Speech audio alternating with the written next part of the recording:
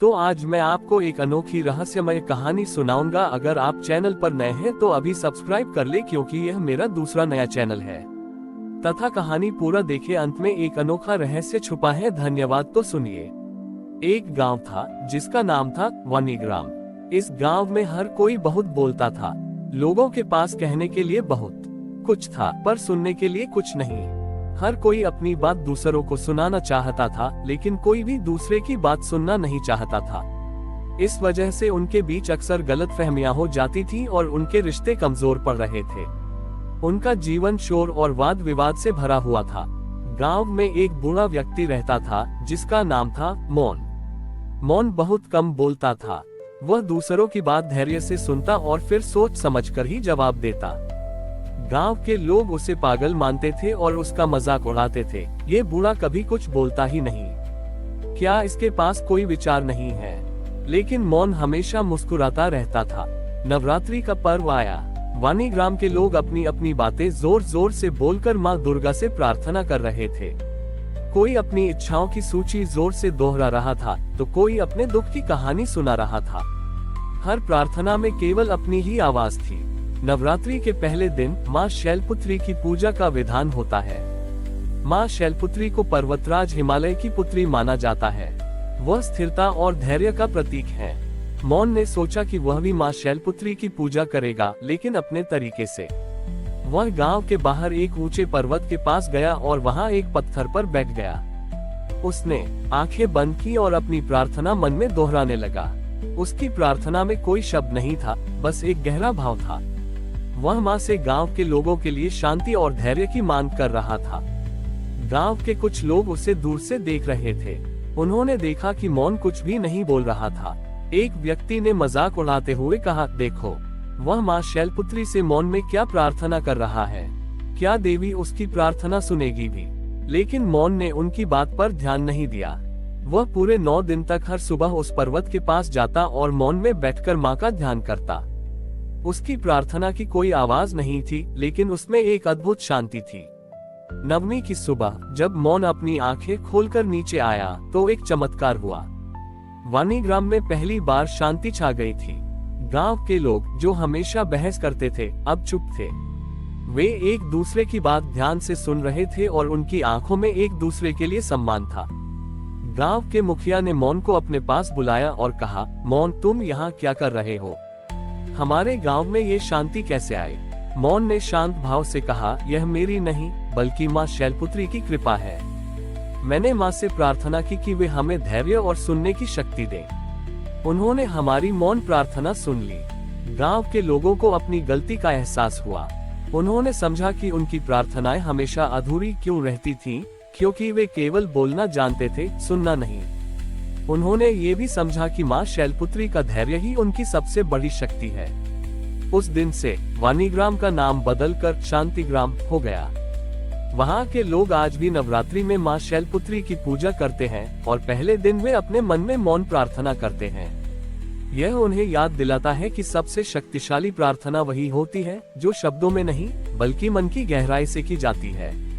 शांतिग्राम के लोग अब अपनी मौन प्रार्थना और सुनने की कला के कारण बहुत प्रसिद्ध हो गए थे। वे अब किसी भी समस्या को शांति से सुलझा लेते थे। उनकी यह शांति एक पड़ोसी गांव अहंकारपुर के मुखिया वादविवाद को पसंद नहीं आई। वादविवाद बहुत ही अहंकारी था और मानता था कि बहस और बहस ही शक्ति का असली रूप है। वादविवाद ने शांतिग्राम के लोगों को एक बहस प्रतियोगिता के लिए चुनौती दी। उसने कहा, तुम्हारी मौन शक्ति क्या कर लेगी? हम अपनी बातों और तर्कों से तुम्हें हरा देंगे। शांतिग्राम के लोग घबरा गए। वे जानते थे कि वे वाद विवाद से मुकाबला नहीं कर सकते, क्योंकि वे बोलना कम और सुनना ज्यादा पसंद करते थे। वे सब माँ ओना के पास गए और उससे मदद मांगी। मौन ने मुस्कुराते हुए कहा, हमें उनकी तरह बनने की जरूरत नहीं है। हमारी सबसे बड़ी ताकत हमारी जुबान नहीं बल्कि हमारा मौन और धैर्य है। प्रतियोगिता का दिन आया। दोनों गांवों के लोग एक मैदान में इकट्ठा हुए। वादविवाद ने अपनी बहस शुरू की। उसने बहुत ही तेज और तीखे शब्दों का इस्तेमाल किया और तरह तरह के तर्क दिए। उसकी आवाज इतनी तेज थी कि शांतिग्राम के लोग असहज महसूस करने लगे। जब शांतिग्राम की बारी आई तो मौन ने अपने गांव के लोगों से कहा, हम कोई बहस नहीं करेंगे। हम बस माँ शैलपुत्री का ध्यान करेंगे। शांतिग्राम के लोग अपनी आंखें बंद करके बैठ गए और मन ही मन माँ शैलपुत्री का ध्यान करने लगे। वाद-विवाद ने उनका मजाक उड़ाया। देखो, वे तो डर गए और चुप हो गए, लेकिन कुछ ही देर में एक अजीब सा माहौल बन गया।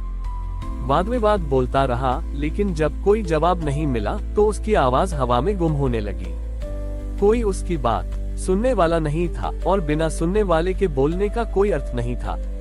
धीरे धीरे वाद-विवाद को एहसास हुआ कि वह केवल खुद से ही बात कर रहा है। उसकी सारी ऊर्जा, सारे तर्क और सारी बहस बेकार हो गई थी। वाद-विवाद ने बोलना बंद कर दिया।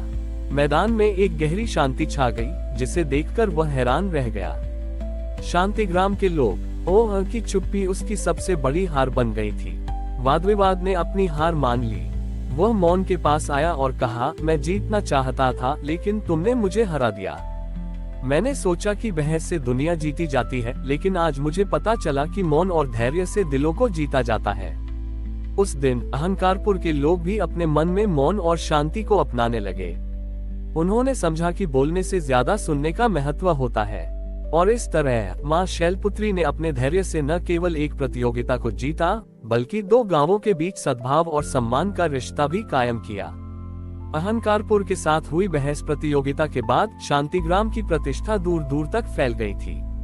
लोग उनसे मौन और धैर्य की कला सीखने आने लगे थे। उनके बीच का सद्भाव इतना गहरा हो गया था कि उनके जीवन से हर तरह का विवाद खत्म हो गया था। अब वे अपने भीतर की आवाज को सुन सकते थे और उनके दिल की धुन उन्हें सही रास्ता दिखाती थी। लेकिन उनकी यह शांति एक नई चुनौती लेकर आई। एक बहुत ही धूर्त और चालबाज राजा था, जिसका नाम था लोभन। लोभन ने सुना था कि शांतिग्राम में लोगों के पास कुछ ऐसा है जिसे वह नहीं जीत सकता, भीतरी शांति।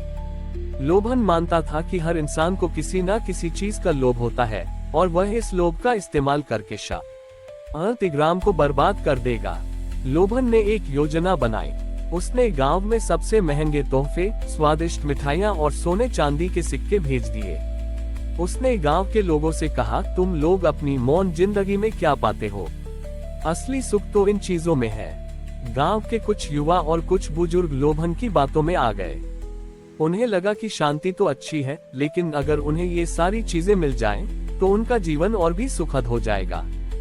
धीरे धीरे गांव में फिर से आपसी होड़ और लालच बढ़ने लगा।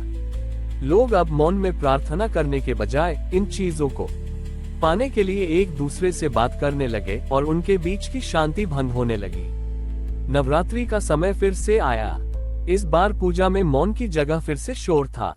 लोग अपनी इच्छाओं को जोर जोर से दोहरा रहे थे। मौन ये सब देखकर बहुत दुखी हुआ। वह जानता था कि माँ शैलपुत्री का वरदान कोई बाहरी चीज नहीं है, बल्कि एक भीतरी अनुभव है। नवरात्रि के पहले दिन माँ शैलपुत्री की पूजा के लिए मौन ने एक बार फिर सभी को बुलाया। उसने अपने सामने एक बड़ा पत्थर रखा जो बहुत ही चिकना और खूबसूरत था। उसने कहा, ये पत्थर हमारे मन जैसा है। जब हम लालच और इच्छाओं को इसमें भरते हैं तो इसकी खूबसूरती खो जाती है। फिर मौन ने एक और पत्थर निकाला जो बिल्कुल साधारण और खुरदुरा था। उसने सभी से कहा, आज हम इस पत्थर को अपनी प्रार्थनाओं से तराशेंगे। गांव के लोगों ने पूछा, लेकिन कैसे?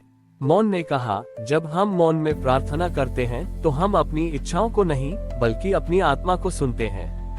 आज हम सब अपनी सबसे बड़ी इच्छा को मन में सोचेंगे और फिर उसे छोड़कर पूरी तरह से मौन हो जाएंगे। गांव के लोगों ने मौन की बात मानी। वे अपनी अपनी इच्छाओं को सोचकर चुप हो गए। फिर वे सब मिलकर मौन में प्रार्थना करने लगे। जैसे जैसे वे मौन होते गए, उनके मन की इच्छाएं धीरे धीरे शांत होने लगी। उन्होंने महसूस किया कि सच्चा सुख बाहरी चीजों में नहीं, बल्कि मन की शांति में होता है। जब मौन ने अपनी आंखें खोली तो उसने देखा कि उनका खुरदुरा पत्थर इतना चिकना और सुंदर हो गया था कि वह हीरे जैसा चमक रहा था। ये देखकर लोभन भी हैरान रह गया। उसने देखा कि उसकी सारी दौलत और तोहफे भी उस पत्थर के सामने फीके लग रहे थे। लोभन को अपनी हार का एहसास हुआ। उसने देखा कि वह जिन लोगों को खरीदना चाहता था, उन्होंने अपनी भीतरी शांति से उसके लोभ को हरा दिया था। उसने अपनी गलती मानी और गांव छोड़कर चला गया। और इस तरह माँ शैलपुत्री ने अपने पहले रूप से यह साबित कर दिया कि सबसे बड़ा सुख और सबसे बड़ी संपत्ति बाहरी चीजों में नहीं, बल्कि की भीतरी शांति और संतोष में होती है। तब से शांतिग्राम के लोग नवरात्रि में अपनी इच्छाओं को त्याग कर मां से केवल शांति का आशीर्वाद मांगते हैं। हमारी और भी आध्यात्मिक एवं अनोखी कहानियां देखने के लिए हमारे चैनल पर जाएं तथा धार्मिक एवं पौराणिक अनोखी कहानियां हमारे चैनल पर है। कृपया जाके देखें तथा हमारे चैनल को सब्सक्राइब करके रखें और वीडियो लाइक जरूर करें। धन्यवाद।